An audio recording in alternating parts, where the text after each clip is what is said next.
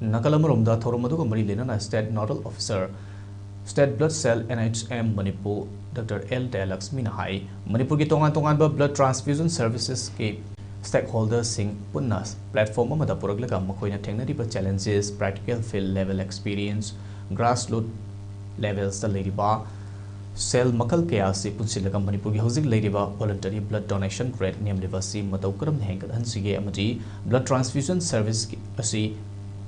kari ahongba puraglaga hena fagathangadage haibagi matangda pangthokpa conference amani haiki hojik Manipur ki oina voluntary blood donation rate asi chada kuntradagi kuntramanga da stock tawraga adum lei e gi darkar lakpa matamda imung manung natraga replacement da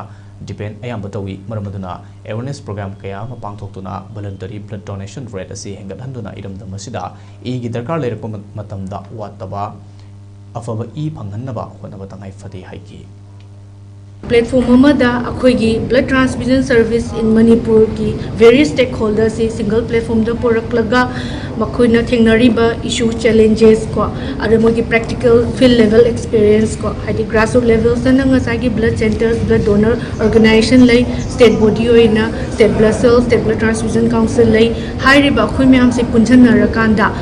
a common goal amaga loina na akhoina ngasagi akhoigi hojik oiriba voluntary blood donation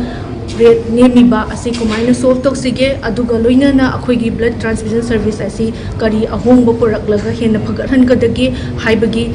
khongthangda pangthok sarakpani